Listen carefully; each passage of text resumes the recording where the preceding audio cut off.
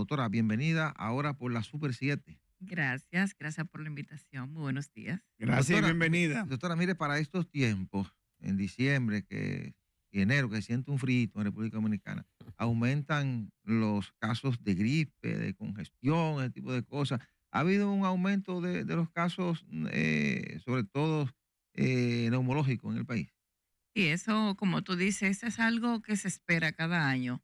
Desde los meses de octubre, noviembre y especialmente tras pasado diciembre, se produce un aumento significativo de los casos de proceso respiratorio y este año no es la excepción. Ujú. Ok. Pero una pregunta, doctora, porque eso a mí siempre me ha causado curiosidad, porque tengo entendido que el frío no tiene que ver con los virus, sino más bien la concentración de los virus en un lugar determinado. ¿Es así? Mira, sí y no, porque sí el frío tiene que ver con los virus. Nosotros tenemos un sistema respiratorio que está constituido por epitelio. Entonces, todas las condiciones anatómicas que tenemos en nuestra cara te dice afirmativamente que sí tiene que ver los procesos respiratorios con el cambio de temperatura. Por ejemplo, tú tienes una estructura aquí enfrente que es la nariz.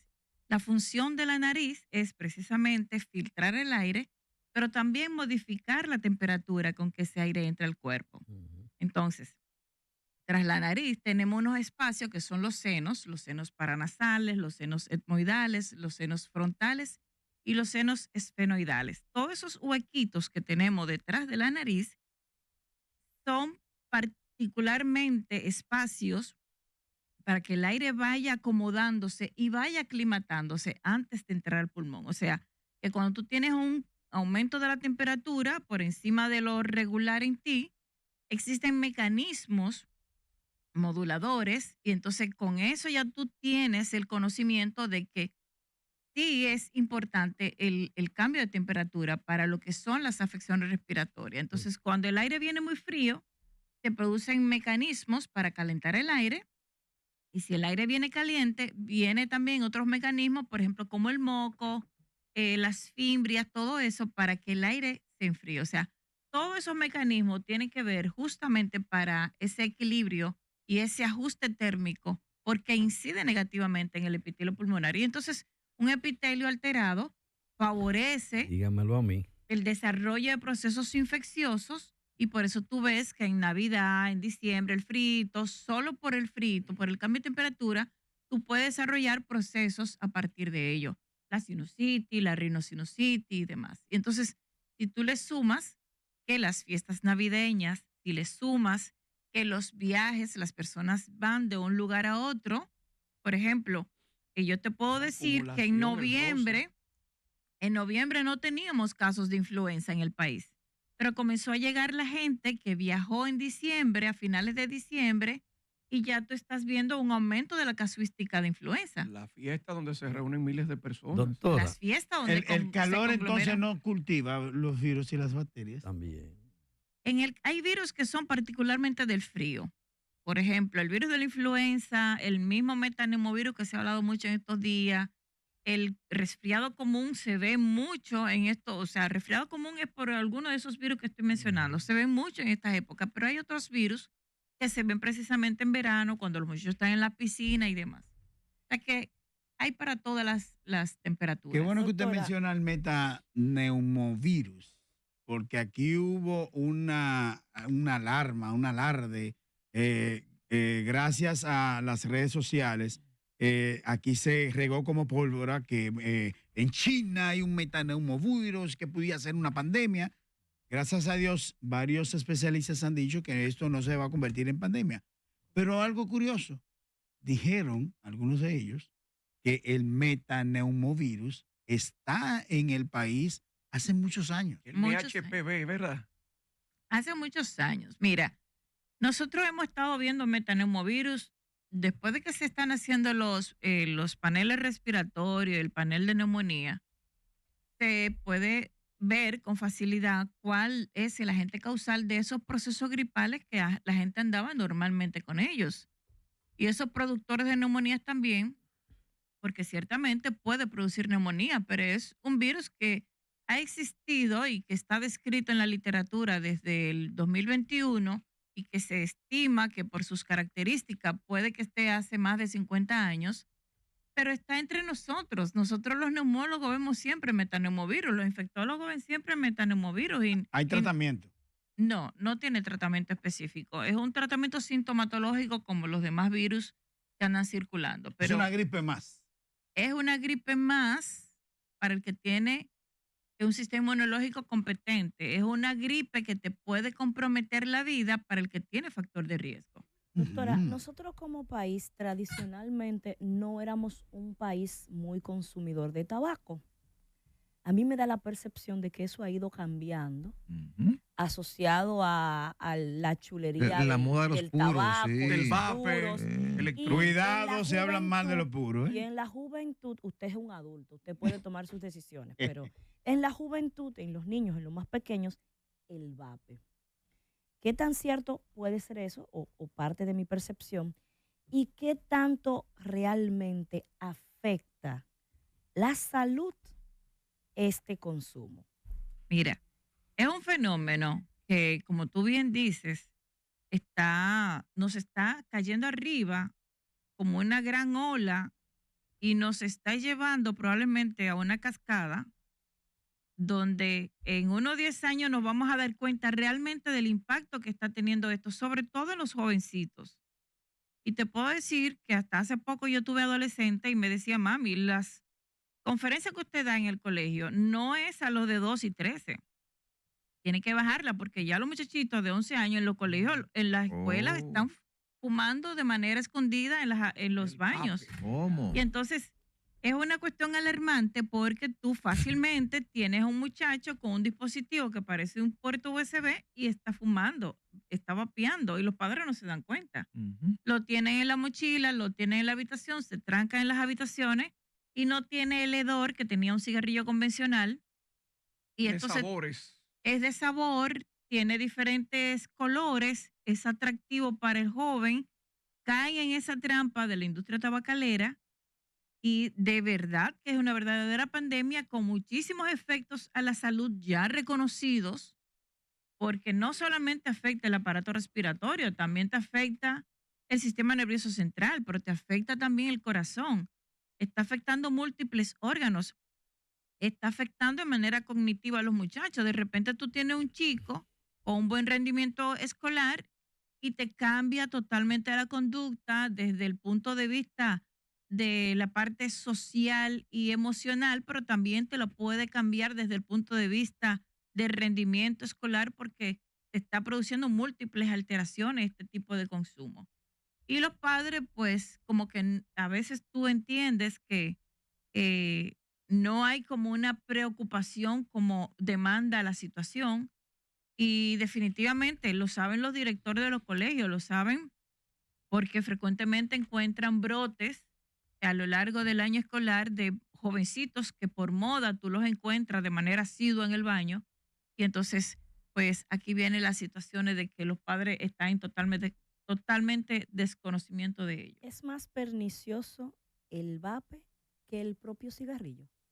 Mira, la industria tabacalera vendió el hecho de que era favorable una transición para dejar de fumar con un cigarrillo donde supuestamente la gente podría controlar la cantidad de nicotina. Falso. Todo lo contrario, la industria tabacalera se dio cuenta que cada vez había menos chance de los fumadores porque comenzaron la restricción en los aeropuertos, comenzaron la restricción en los restaurantes, la gente no puede fumar en las oficinas, entonces tengo que seguir con el enganche, con una industria que deja múltiples dividendos y que es con un producto que es altamente adictivo. Entonces, ¿qué hacen? Cambian la estrategia de mercadeo y cambian la estrategia de presentación de un producto diciendo que es mejor, pero no, todo lo contrario. Es mucho peor porque la cantidad de nicotina es mucho mayor Sí. que un cigarrillo convencional. El cigarrillo convencional tiene la desventaja de que te pone los dientes amarillos, de que te mancha los dedos, de que te delata el olor, de que el consumo del papel conjuntamente con las cantidades de partículas cancerígenas que tiene, añade un poquito de factor para el asunto del cáncer pero todos estos dispositivos electrónicos, la cantidad de nicotina es mucho mayor y es mucho peor para el desencanche. Salvador Doctora, Sánchez. doctora, dos cosas. La primera es, los cambios de temperatura afectan enormemente a los seres humanos. Hay muchos que sufren y tienen afecciones que los cambios de temperatura le cambian la vida en instantes, en segundos. El cambio climático, lo que se está dando, ha llevado a más gente a enfermarse, por lo menos en el país, porque estamos viendo que hay una volubilidad en la temperatura que ya no tiene que ver ni si es diciembre, ni si es verano, ni si es abril con la primavera.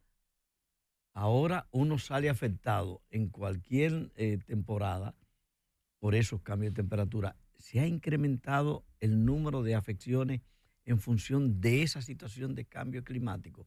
Primera pregunta. Mira, Salvador, yo más que cambio climático, yo te diría cambios en la contaminación ambiental. Sí. Porque tú tienes, por ejemplo, en los meses de marzo, abril, cuando viene aflora el polvo de Sahara, entonces tú tienes un polvo de Sahara que antes no se percibía tanto como se está percibiendo ahora, porque ahora hay menos capa de ozono, tenemos más sustancias contaminantes conjuntamente. El pulmón es muy lábil ante las sustancias alergénicas. Y cuando yo digo alergénicas, son sustancias, son partículas que llegan al organismo, tanto a las vías aéreas superiores como a las vías aéreas inferiores, y el organismo produce una especie de rechazo.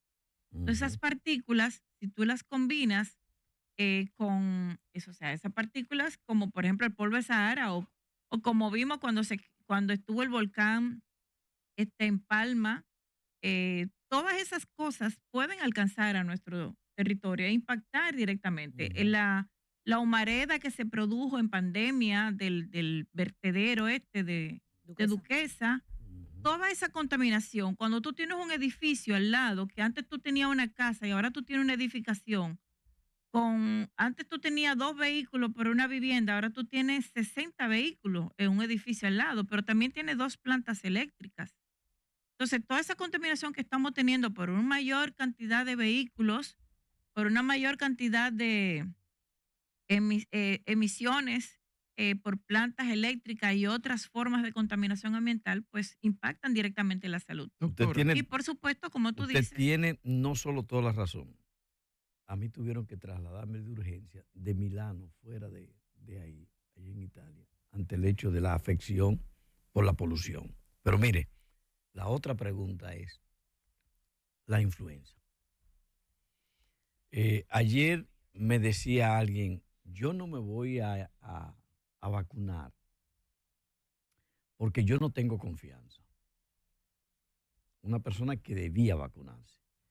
Y escucho la necesidad y lo que protege vacunarse. Hay quienes me han dicho 10 años, 5 años, dicen otros, tú estarías protegido. Protegido no es que no te dé, es que no pudiera agravarte cualquier cuadro. ¿Hasta dónde es confiable, necesario, útil, conveniente y las edades que impacta el vacunarse contra la influenza?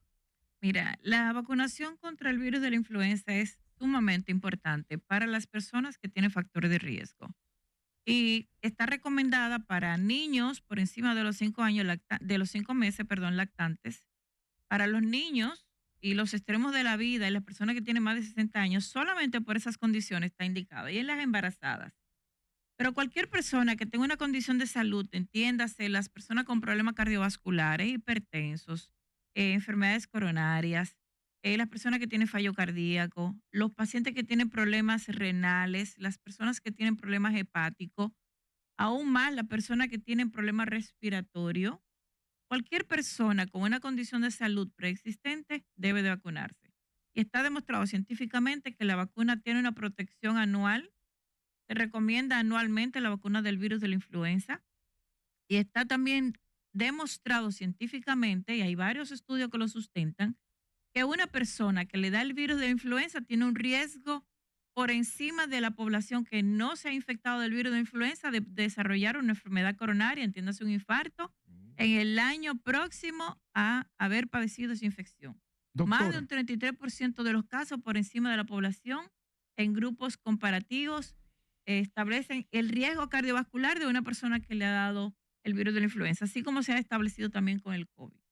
doctora, me gustaría preguntarle, porque hay una duda, y ante la parte profesional, el conocimiento, cuando uno es neófito, varias personas que he conocido han muerto de fibrosis pulmonar. ¿Se ha detectado la causa que produce esa fibrosis? No, la fibrosis pulmonar, bueno, hay causas, están relacionadas a medicamentos, por ejemplo, hay una sustancia que se utiliza para las arritmias, la miodarona, que es un antiarrítmico, está relacionada a fibrosis pulmonar. Hay otras contaminaciones ambientales, pero hay muchas otras, muchas causas, la mayoría de ellas son indeterminadas, que probablemente a eso es que tú te refieres. Muchas de las causas, muchos de los pacientes que hacen fibrosis pulmonar, y la fibrosis pulmonar es un estado donde el pulmón cambia su arquitectura, se aumenta el colágeno, se pone más duro, por decirlo de una manera que la gente pueda entender, y realmente interviene en el intercambio de gas y realmente es un verdadero problema para la salud de quien lo padece y la expectativa de vida se ve muy afectada. Pero la mayoría de los casos, como tú estableces, no tiene una causa muy bien establecida. Pero hay múltiples sustancias, sobre todo farmacológicas, que están relacionadas. Por ejemplo, también te puedo mencionar cuando una persona recibe terapia con radiación para diversos tipos de cáncer, puede impactar directamente el pulmón y, como te dije anteriormente, otros fármacos pueden producir esto y medioambientalmente también. Doctora, regularmente cuando uno consulta al especialista, una de las primeras preguntas que le hacen es: ¿usted fuma? ¿Usted ingiere alcohol? Para comenzar a ir al problema, ¿verdad? Estoy observando una tendencia, y esto es completando una pregunta que le hizo Wendy, una tendencia de proliferación de negocios solo para consumo de alcohol y fumar puros. El fumar puros es como una especie de un nuevo estatus. Ve la gente que anda con sus 2 o 3 puros, yo fumo puros, usted ve que se sientan y se chupan 4, 5, 6 puros. Y son tan ¿Qué- descarados qué- que hay dos qué- amigos dentro qué- de ellos, qué- un compañero qué- suyo, que llaman para mostrar Ajá. lo apetitoso que Sí. resulta estar como ellos están fumando. Sí, ¿qué efecto tiene fumar puro? ¿Qué tan dañino puede ser? ¿Cuáles pueden ser las consecuencias? Independientemente de que cada quien toma sus decisiones, ¿verdad? Mira, el puro está sustentado por una sustancia ya altamente reconocida, que es el tabaco. El tabaco es dañino en cualquiera de sus formas. Ese cuento de que el fumador de puro lo fuma hacia afuera y que no lo Sí. inhala, eso es puro cuento. Es un cuento. ok, sí. Eso Porque eso me lo han dicho Sí. todos. Eso es un mito, pero yo asisto a una plaza que queda en un segundo nivel el lugar y debajo hay fumadores y cuando yo voy caminando me da deseo de toser porque el humo asciende. Entonces, si a mí me molesta que no estoy al lado del fumador directamente, imagínate tú a la persona que está al lado del que está fumando y al propio fumador. O sea, que eso es un cuento bobo de los fumadores de puro. Sí, pero debo aclarar aquí una situación. Cuento bobo. El puro no es para fumar 4 puros. Eso no es verdad. O sea, el que fuma puro de verdad, o que conoce sobre Se el fuma arte de uno, fumar se puro, fuma uno. es un solo Sí. puro que puede, o sea, un fumador hacerlo coherentemente. Ujú. Ahora, si es para, Pero- como dice José María, echar, Ahora, qué sé yo lo qué, que sí ¿cómo dice- fumar? lo que sí dice la ciencia- Doctora, Lo prende, doctora, apaga, pero no sabe fumar. Lo que Y sí dice no la sabe de ciencia, qué se doctora, es trata. que fumar es dañino. Sí, y te puedo decir en el caso del puro, igual que la pipa, Uno solo al día, ¿qué puede causarle a nuestro amigo? no, uno solo al día no. Yo te puedo decir que cuando una persona fuma, en el momento que está fumando, la cantidad de oxígeno del cuerpo desciende en más de un 10%. En el momento que está fumando. Cuando deja de fumar, 10, 15 minutos después, mejora inmediatamente la oxigenación del cuerpo. Ya tú puedes, a partir de ese conocimiento, extrapolar la información.